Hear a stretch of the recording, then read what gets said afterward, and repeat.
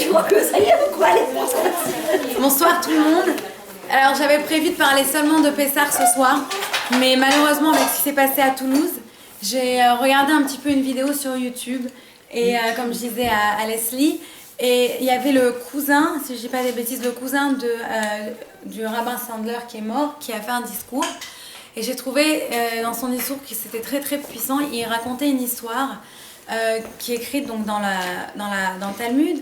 Et je ne sais pas si vous connaissez cette histoire, on parle à l'époque où les Romains étaient en Israël et régnaient sur la terre d'Israël. Ils ont pris 10 grands rabbins, dont Rabbi Akiva, et ils les ont tués avec des tortures. Par exemple, Rabbi Akiva, on lui a arraché toute sa peau.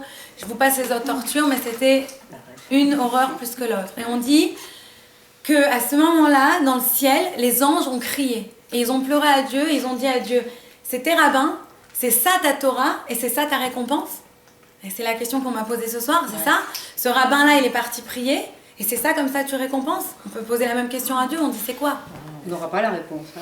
Eh bien, malheureusement, il y a... Tout le monde se la pose et il n'y a pas de réponse.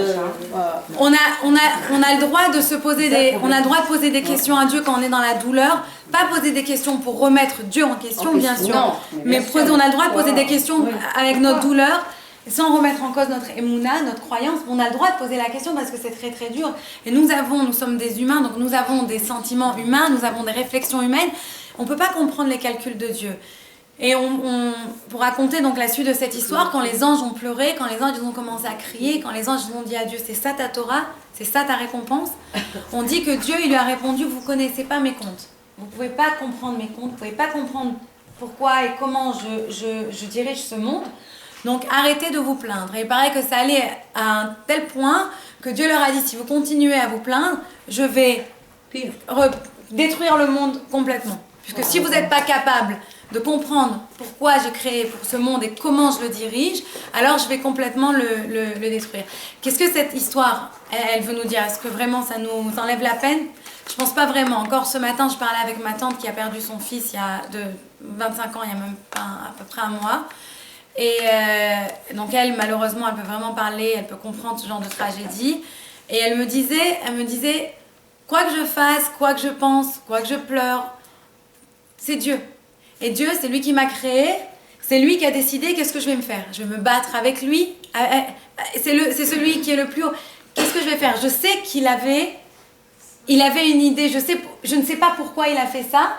Et sur ça, je suis énervée parce qu'elle a perdu son fils, elle a une douleur, pas besoin de vous faire un dessin, elle a une douleur atroce. Mais elle disait en même temps, et elle avait une foi très forte, elle disait, mais c'est Dieu. Et on ne peut pas comprendre certaines choses dans ce monde.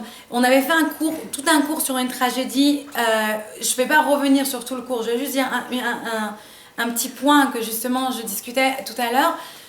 On pense que des fois on vient dans le monde parce qu'on a quelque chose à faire dans ce monde. Et donc, un tikkun, une réparation. On est dans ce monde parce qu'on doit réparer une ancienne vie, qu'est-ce qu'on a fait avant. Notre âme, elle n'avait pas fini son travail et la personne, elle revient dans le monde, elle essaye de réparer, etc. Mais il faut savoir que ce n'est pas la seule raison pourquoi on est dans ce monde du tout. On est aussi dans ce monde, et c'est écrit, parce que des fois, il y a des personnes qui sont déjà des tzadikim, il y a des personnes qui ont déjà fini leur devoir sur terre, il y a des personnes qui ont déjà compléter leur mission sur Terre. Et ces personnes, ce sont des personnes saintes complètement. Mais elles viennent sur Terre pas pour elles viennent sur Terre pour aider les autres. Et vraiment, je pense qu'aujourd'hui, quand vous entendez les discours, vous entendez les gens parler de cet homme et de l'impact qu'il a amené autour de lui, vous pouvez vraiment voir cette idée qu'il est venu pas pour lui, il est venu pour les autres. Il n'est pas mort parce que quelqu'un a fait quelque chose de mal ou parce qu'il a fait des péchés, alors Dieu l'a puni. Ça marche pas comme ça avec Dieu. Dieu, on meurt pas parce qu'on est puni. Quand quelqu'un est né, Dieu, il a déjà décidé l'heure de sa mort et la manière dont il va mourir. Donc on meurt pas parce qu'on fait des péchés. Hachem, il nous a déjà créés avec une date de naissance et malheureusement avec une date pour partir du monde. Donc tout le monde sait, c'est le deal. Quand on est, malheureusement, s'il y a une chose qu'on est sûr, c'est qu'on va aussi malheureusement partir. On ne sait pas quand ni comment. Donc ça veut dire que si tu passes sous un autobus là et que c'est pas ton heure, tu... Alors ça n'existe pas en fait que c'est pas ton heure. Ce qu'on dit, c'est justement ce qu'on dit, c'est qu'avant que la personne déjà elle naisse, Dieu, il annonce déjà dans le ciel quand elle va naître, quand elle va mourir, tout ce qui va lui arriver. Mais des fois ça peut être changé. Donc c'est pour ça que les gens ils prient pour d'autres qui sont malades. C'est pas que des fois. Alors on a eu dans ce cours-là, on a pris ça en détail. c'est pas vraiment que des fois ça peut être changé, parce que quand quelqu'un il doit partir à un certain moment, c'est déjà décidé. C'est que des fois, on a l'impression, on ne sait pas si la personne, elle va quitter le monde ou pas. Par exemple, une personne qui est gravement malade. Donc dans ce cas-là, ce qu'on fait, des fois, il peut y avoir une xéra sur la personne, un décret divin qui peut la faire un petit peu. Donc si c'est au cas où il y a un décret, dans ce cas-là, on fait des prières, on prie, etc. pour essayer d'enlever ce décret et que la personne, elle reste plus longtemps avec nous pour qu'elle puisse mourir au moment qui avait déjà été prévu depuis sa création. Maintenant, exactement. Comme on ne peut pas savoir si c'est son temps ou pas son temps, si c'est un décret ou si c'est juste son temps qui est arrivé, on ne peut pas savoir ça. Nous, on n'est pas dans le ciel, on ne peut pas savoir ces choses-là. Donc on doit quand même prier à notre niveau pour essayer, au cas où c'est un décret, on prie pourquoi? Pour essayer d'enlever ce décret, au cas où. Mais on ne peut pas savoir exactement la raison de la mort d'une personne. On n'est pas, malheureusement, on n'est pas Dieu. On dit par exemple, si vous avez...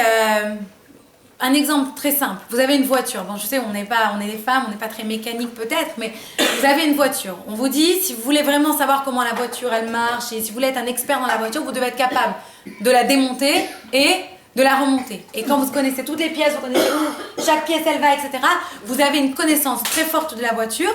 Là, vous pouvez même devenir un créateur de voiture. Nous, imaginez un peu avec Dieu, si on comprenait tout ce que Dieu faisait, si on avait toutes les choses dans les mains, on pourrait nous aussi créer le monde, on pourrait nous aussi diriger le monde. Mais vous voyez bien qu'on n'est pas Dieu. Il y a beaucoup de choses qui nous échappent, il y a beaucoup de choses qu'on ne comprend pas. Dieu, il est tellement loin, il est infini. Et nous sommes des gens avec une compréhension limitée. On est dans ce monde. J'avais donné plusieurs fois cet exemple. Imaginez, il y a des petits Lilliputiens, des petits bonhommes qui habitent sur la planète Feuille. Et vous venez avec votre doigt et vous leur faites ça. Bon, d'abord, vous allez leur faire très très peur. Mais eux, ils vont voir le bout de votre doigt, ils vont pas comprendre qu'il y a derrière ce doigt toute une main, tout un corps, une tête, un cerveau, un monde, etc.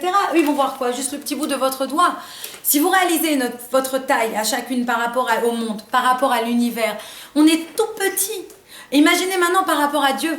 On ne peut pas comprendre jusqu'où ça va. Et c'est malheureusement très très difficile. Maintenant, il y a une autre chose qu'il faut se rappeler, c'est que dans toutes ces difficultés, on ne peut pas aussi venir et dire à la personne, écoute, c'est Dieu qui a choisi, alors heureux, ça va, ne pleure pas. Non, on raconte que quand Yosef et Binyamin, Joseph et Benjamin, ils se sont rencontrés, ils s'étaient plus vus pendant des années, et ils se sont retrouvés, on dit, ils ont pleuré, ils se sont enlacés, et un, il a pleuré sur l'épaule de l'autre. Et les commentateurs, ils expliquent que Joseph, il pleurait parce qu'il a vu que le temple de Binyamin, il allait être détruit. Et Binyamin, il pleurait, pourquoi? Parce qu'il a vu que le temple de Joseph, il allait être détruit. Et on dit, pourquoi ils n'ont pas chacun pleuré pour leur temple? Pourquoi ils ont pleuré pour le temple de l'autre? Parce qu'on dit, quand il y a une tragédie, quand il y a un malheur qui arrive chez l'autre, tu pleures pour l'autre. Tu pleures, pourquoi? Exactement, tu es solidaire, etc. Tu peux pas, c'est pas le moment de venir et de faire la leçon. Ça sert à rien, ça sert à personne, on t'a pas demandé ça. On a cet exemple, quand quelqu'un il a un malheur, on pleure avec lui. Qu'est-ce qu'on va faire d'autre? On peut pleurer, on doit partager leur peine.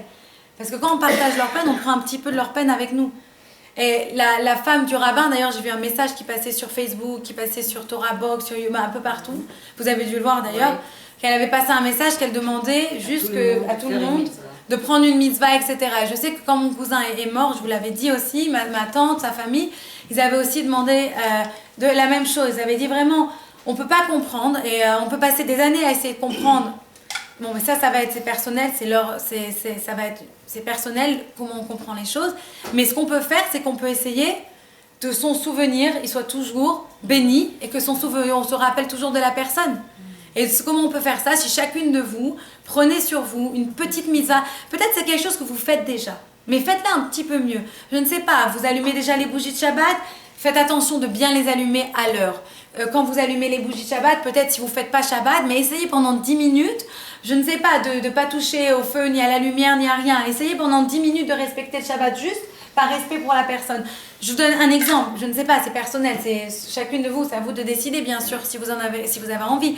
Mais c'est juste une idée. Vous n'êtes pas obligé de prendre peut-être une nouvelle mitzvah sur vous si vous ne pouvez pas. Si vous faites déjà une mitzvah, faites-la un petit peu mieux. Mais tout ce que vous pouvez faire qui va pouvoir élever l'âme de ces personnes, pour pas que leur mort, elle ait été juste une mort en vain, pour que leur mort, elle soit quelque chose qui va aider le monde à avancer et j'espère à se rapprocher du Mashiach et on aura la résurrection des morts. Et je voudrais juste donner ce cours, le dédier à la Refoua Shlema, la guérison complète de Aaron Ben Léa. C'est le garçon de 17 ans qui est à l'hôpital et apparemment, juste avant que je vienne, j'ai entendu qu'il était encore en soins intensifs, qu'il est reparti se faire opérer, il est retombé dans le coma. Donc je connais pas exactement Alors, en fait, les détails. il faut savoir qu'il a reçu une balle qui continue à exploser dans le corps. Et c'est pour ça qu'il a eu beaucoup d'organes qui ont été touchés. Oui, j'ai lu un rapport. Il a eu plusieurs organes atteints et c'est pour ça qu'il est retombé dans le coma parce qu'en fait, ils ont essayé d'enlever tout ce qui était déjà touché, mais ils ne peuvent pas localiser. C'est des petits éclats qui continuent à exploser. Alors donc il aurait fait, je savais pas. Et le rabbin Citruc, il a envoyé un message à tout le monde, il a demandé de faire un demi-jeûne, si je dis pas de un jeûne complet jusqu'au soir. Jeûne jeudi, oui. Ah, ok. D'accord, donc un jeûne demain, de pas. Un jeûne ou un demi-jeûne ou un demi-jeûne. Et ce que je voudrais, Ça va être difficile. ce que je voudrais proposer, c'est que c'est une coutume aussi qu'on donne. C'est si vous n'êtes pas capable de faire si ça vous est difficile de jeûner, vous pouvez donner un montant à la tzedaka qui est la valeur des repas que vous auriez eu, d'accord? Donc je sais pas si vous avez $18 de repas, et ben vous donnez $18 par 3 et vous mettez ce montant à la tzedaka. Si vous sentez que vous n'arrivez pas à jeûner, vous vous sentez coupable, vous avez vraiment envie de faire la mitzvah, donnez à la place la tzedaka parce qu'on dit que la prière et la tzedaka, tout ça, ça aide et ça sauve de la mort. La mitzvah est pure et plus elle est de qualité. Ouais, mais bon, disons qu'il y a des femmes qui sont Oui, enceintes non, mais ou qui peuvent pas. Non, celles qui sont enceintes, elles ne peuvent pas le faire. Bon, déjà, si vous pouvez jeûner, voilà, suivez le mouvement. Quand on dit qu'un jeûne collectif, ça ouvre les portes du ciel. C'est la veille de Rosh Chodesh. Oui, si malheureusement vous pouvez pas, alors voilà, essayez au moins de faire une petite mitzvah pour ça. Donc, j'avais prévu de commencer le cours sur un ton beaucoup plus joyeux, mais je ne sais pas, on va voir si on arrive à faire la transition. Ce cours, c'est un cours sur Pessah. Et l'idée, c'est que Pessah, quand on vous dit c'est la fête, tout le monde sait que c'est la fête de la liberté. C'est marrant parce que quand vous faites le ménage de Pessah, on a plutôt l'impression d'être des esclaves comme ça, à tout travailler et tout, frotter. Bientôt libéré. Voilà. On se dit on va être bientôt libéré. Moi je me rappelle chaque Pessah, mon père il nous raconte la même histoire. Chaque Pessah quand il est en train d'aider ma mère à laver les fours de la cuisine. Il aide. Ah ouais, ça. Il n'y en a pas beaucoup, hein. Et ben il nous raconte que justement son père, à la vache à l'homme, il était en train de frotter les cuisines, etc. Et que ma grand-mère à la vache à l'homme, elle était très très stricte sur la propreté. C'est une bonne marocaine. Fallait que tout soit nickel. Il frottait la veille de Pessah, il frottait le four, il n'en pouvait plus. Elle dit Rachel, je m'arrête un peu. Elle dit non, continue, ça doit être tout fini. Il frotte. L'heure elle passe, il n'en peut plus. Là, les mains sang à force de frotter avec le jet. Il dit j'en peux plus. Même Pharaon, il m'aurait donné la pause café. Et chaque année, on a cette histoire. Et voilà, c'était un petit coucou à mon grand-père. Et je voulais aussi vous raconter une autre histoire, celle de Joseph, qui c'est la veille de Pessah. Et donc il dit à sa femme, écoute, c'est le moment, maintenant on appelle notre fils à New York. Donc Joseph, il prend le téléphone, il prend sa femme à côté. Il dit, allô Moshe, il dit, papa, je peux pas te parler, je suis en meeting, je suis vraiment occupée, je peux pas te parler. Non, tu peux raccrocher, je voulais juste te dire que ta mère et moi on divorce. Ah, qu'est-ce que tu dis? Il dit non, voilà, ne t'angoisse pas, je voulais juste te dire, ta mère et moi on a décidé de divorcer, et puisque Pessah, de toutes les façons vous n'êtes pas là, on s'en va et chacun va aller passer Pessah, elle va aux Caraïbes et moi je vais au Mexique, et on a décidé. Il dit, mais qu'est-ce que tu racontes papa? Il dit non. Il dit, mais vous êtes toujours mariés? Il dit non, ça y est, c'est fini, on a décidé. Il dit attends, j'appelle ma soeur, on prend un billet, on arrive demain pour passer les fêtes avec vous, restez à la maison. Et il raccroche et il dit ah super frère, mais qu'est-ce qu'on va trouver l'année prochaine? Ils viennent nous voir pour les fêtes et en plus, on a rien à payer. Tu vois les mères, les expertes. On connaît la blague, pas sur toutes les... Et donc, Elle est trop sympa. Et donc ça, c'est vraiment l'idée de Pessah, c'est la fête de famille. Pessah, on lui donne 3 noms. On lui donne dans la Torah, on appelle Chag HaMatzot, qui veut dire la fête des Matzot. Dans la prière, quand vous allez faire la prière, il y a des textes spéciaux qu'on ajoute pour Pessah. On va dire Zman Cherutenu, qui veut dire le moment de notre liberté. Et enfin, il y a le nom commun qu'on utilise tous, qui est Pessah, qui veut dire un bond, un saut. Pourquoi? Parce qu'on dit que Dieu, le soir, quand il a tué tous les premiers-nés, on dit que les Juifs, ils ont mis du sang sur les linteaux de leurs portes, c'est pour ça d'ailleurs qu'on a la mezouza, et que Dieu, il a sauté, voilà, il a bondi sur toutes les maisons de Juifs, Et donc les premiers-nés juifs ne sont pas morts. Que l'ange de la mort n'a pas tué, etc. Donc ça, ce sont les 3 noms. Et ces trois noms, ils nous rappellent la notion de Pessah. On voit que le thème de ces 3 noms, c'est quoi? C'est un thème de liberté, c'est un thème, même quand on dit bondir, on bondit vers notre futur, je sais pas, là je suis bien romantique, mais c'est vraiment un thème de liberté. C'est un thème où on essaye de... Pessah, d'ailleurs, les Juifs sont devenus libres. En hébreu, on dit qu'ils sont sortis de Mitzraïm. Mais en hébreu, je vous ai fait un petit... mais je ne sais pas si vous allez arriver à lire d'ici. Je vous ai fait un petit jeu de mots qu'on donne en hébreu. On dit Mitzraïm pour dire l'Égypte, parce que les Juifs sont sortis d'Égypte. Et on dit aussi Metzarim. Metzarim qui veut dire les limitations. Une personne, on dit à Pessah, c'est pas seulement que tu es sorti d'Égypte. Aujourd'hui, comment tu dois fêter Pessah? Tu dois apprendre à sortir de tes limitations. C'est quoi mes limitations? Les limitations d'une personne, c'est par exemple son ego. C'est ce qui va l'empêcher d'avancer dans la vie. C'est ce qui va l'empêcher de devenir une meilleure personne. Ça va être ses défauts. Ça va être ses petites habitudes. Il a pas envie de changer des petites habitudes. Ça va être ses petits trucs. C'est toutes les choses qui vont nous limiter. Et on dit que pas seulement à Pessah on doit sortir d'Égypte, mais on doit sortir, on joue sur les mots, au lieu de dire Mitzraïm, on utilise le même mot et on dit Metzarim, sortir de ses limitations. Et je vais expliquer ça en détail. Faut se lâcher, voilà. Quand nous sommes sortis d'Égypte, nous sommes devenus soudainement un peuple. Avant ça, en Égypte, on était quoi? On était une famille. On était tous les enfants de qui? De Jacob. On était tous d'abord en Israël, il y a eu la famine. Joseph, il était le vice-roi d'Égypte, il a réussi à sauver tout le monde avec son super plan de mettre un peu de blé de côté, etc. Il a fait venir sa famille dans un petit coin de l'Égypte qui s'appelait Goshen. Et donc les Juifs, les Hébreux, c'était qui? C'était sa famille. Donc c'était qu'une grande famille. Les enfants, des cousins, des cousines, c'était la grande famille. La grande famille juive, on était une famille. Et d'un seul coup, on sort d'Égypte et on est devenu quoi? Un peuple. Comment on devient d'une famille, donc, on devient carrément un peuple. Ils sont venus exactement à 70. Et le 70e, on dit qu'il est né sur la muraille. C'était d'ailleurs Yocheved, la maman de Moïse, la maman de Moshe. Et on dit elle est née sur la muraille. Comment on peut venir, on est une famille, puis d'un seul coup, on devient un peuple. Comment on devient un peuple? C'est quoi devenir un peuple? Comment le peuple juif, il a réussi à mériter de juste être une grande famille qui habitait l'Égypte, et d'un seul coup, ils ont mérité le don de la Torah, qui était le cadeau le plus précieux que Dieu a gardé au monde. Il a attendu Dieu pendant 2448 ans, avant de pouvoir donner, en 1948 ans, avant de pouvoir donner sa Torah, son cadeau. Il a attendu. Pourquoi on a tellement mérité? Qu'est-ce qui a fait qu'on est devenu un peuple? Là, c'est une question, vous avez le droit de répondre. Et non. Ben non, c'est pas la maîtresse. C'est moi la maîtresse. Alors, tout d'abord, sachez que la sortie d'Égypte, on compare ça à une naissance. On dit que le peuple juif, il est né quand on est sorti d'Égypte. Et on dit que la naissance, de la même manière qu'on n'accouche pas en 5 minutes, on aurait bien aimé, mais que la naissance, ça prend du temps, c'est tout un procédé. Et de la même manière, on dit que quand les Bnei Israël ils sont sortis d'Égypte, la naissance, elle va durer jusqu'à quand? Jusqu'à Shavuot. Donc Pessah et Shavuot, on dit qu'ils sont très connectés. D'ailleurs, entre les deux, il y a quoi? Le Homer, qu'on va compter, etc. On n'a pas le droit de se marier, on n'a pas le droit de danser, de chanter, de faire beaucoup de choses pendant ce Homer, 49 jours. Et donc, pour arriver à Shavuot, pour arriver carrément à la naissance du bébé. Et on dit il y a dans la Kabbalah, il y a plusieurs explications, plusieurs comparaisons. Et une des comparaisons qu'on fait, par exemple, c'est qu'on dit le sang qui a été mis autour des linteaux de la porte, ou bien le sang qui a été fait des enfants qui ont fait la Brit Mila à ce moment-là, on compare ça par exemple au sang de l'accouchement. Et ça va plus loin jusqu'au don de la Torah, qui est la Torah, c'est quoi? 2 tables, comme les deux mamelles de la maman qui vont nourrir l'enfant. Et d'ailleurs, c'est très fort, pourquoi? Parce que l'enfant, il est nourri de quoi? Du lait de sa maman. C'est écrit dans la Kabbalah, j'invente pas. L'enfant, c'est écrit...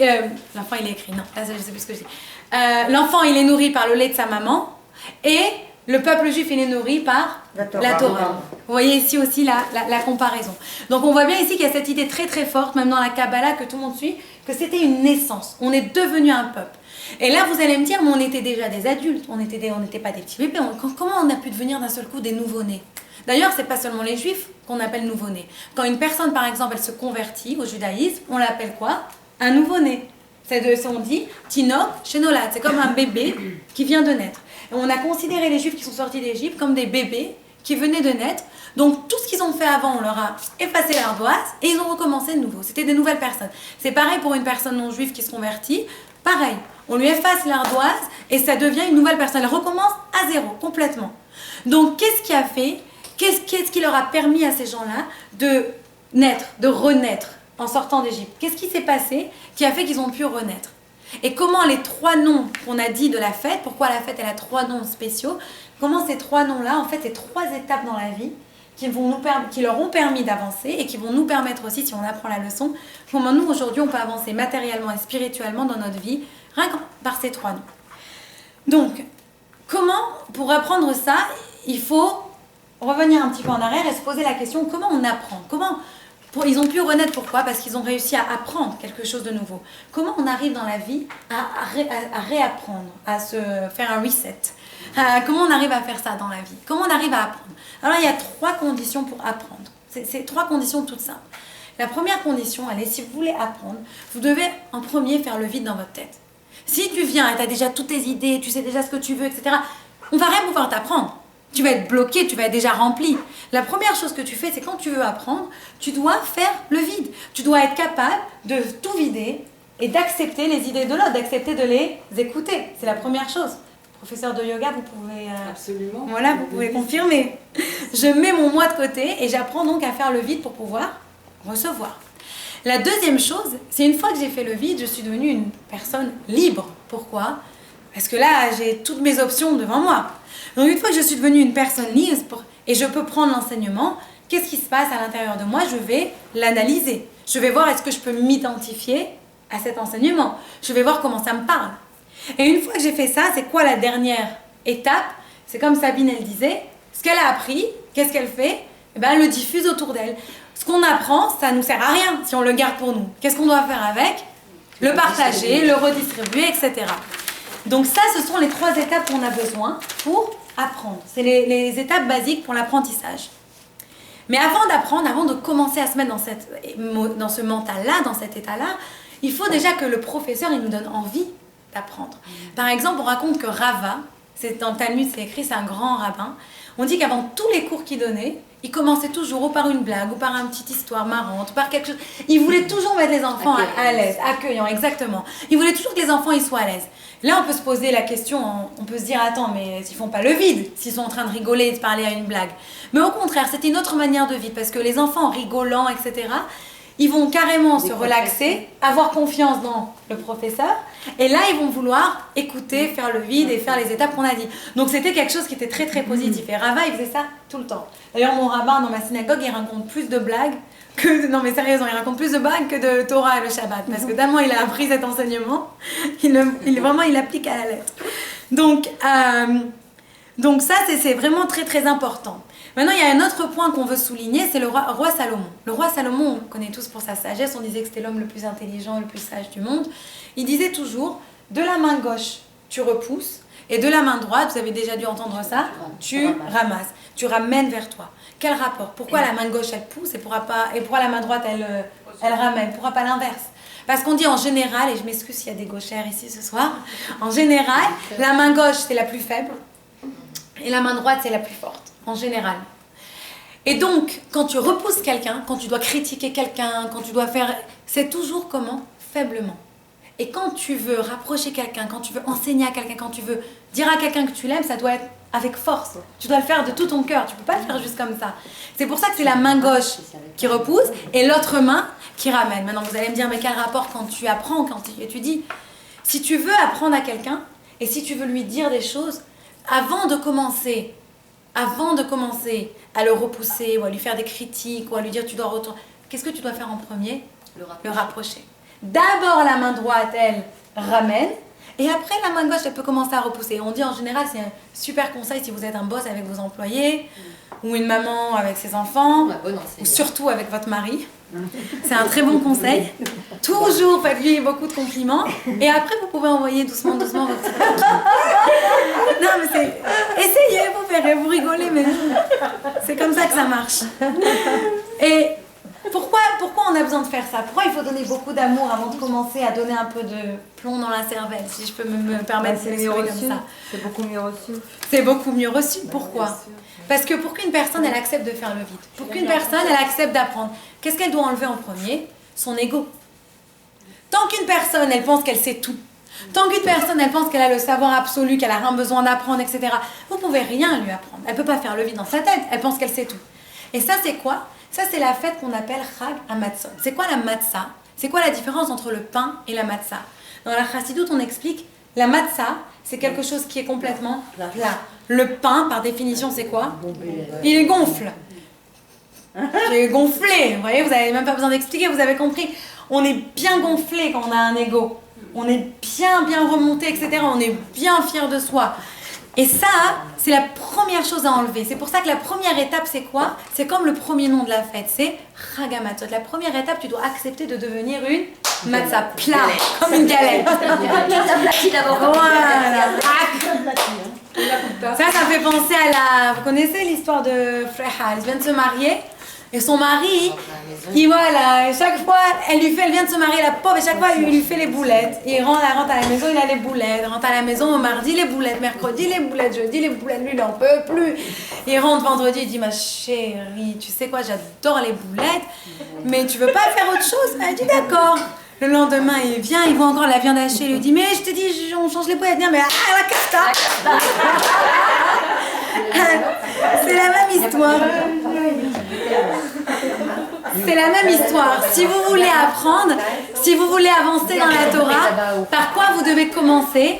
Par vous enlever ce qu'on a dit plus haut, sortir d'Égypte, devenir une matzah. Comment vous sortez d'Égypte? Comment vous devenez une matzah? Vous devez sortir, mais ça rime, rappelez-vous de vos limitations. C'est quoi les limitations? C'est la mauvaise humeur. Ah, j'ai vraiment pas envie de faire ça. Ah, ça me saoule.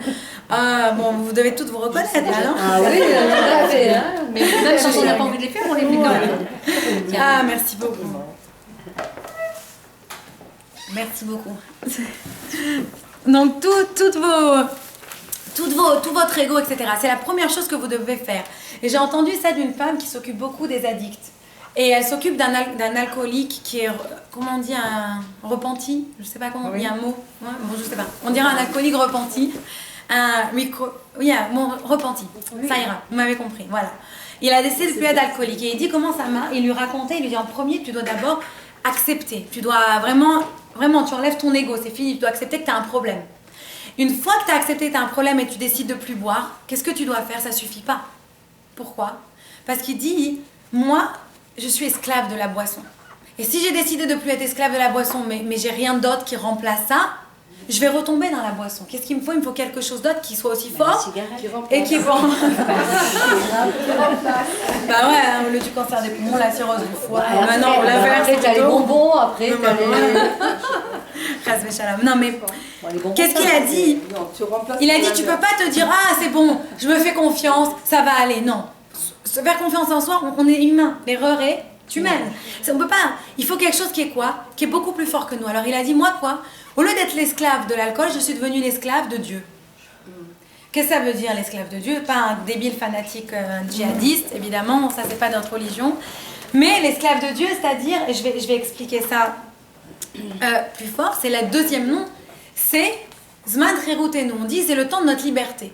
Et pourtant, quand vous regardez l'histoire, à part l'histoire que je vous ai dit du ménage, mais si vous regardez même la sortie d'Égypte, ils sont sortis de Pharaon. Et même Pharaon, il demande à Moshe, il dit, mais pourquoi tu veux qu'il s'en aille? Il dit, parce que Dieu, il veut qu'il devienne, il veut que le peuple juif devienne son serviteur. Et alors il dit, attends, mais ils sont serviteurs déjà avec moi, après ils vont partir des serviteurs avec moi, pour continuer à être serviteurs, mais avec Dieu, bah, ils vont être esclaves toute leur vie, ceux-là. C'est vrai, c'est une question qui se pose. On n'est pas vraiment libéré de l'esclavage, on est toujours esclave en fait, puisqu'on est esclave de Dieu. Alors est-ce qu'on est vraiment libre? Non, pas vraiment.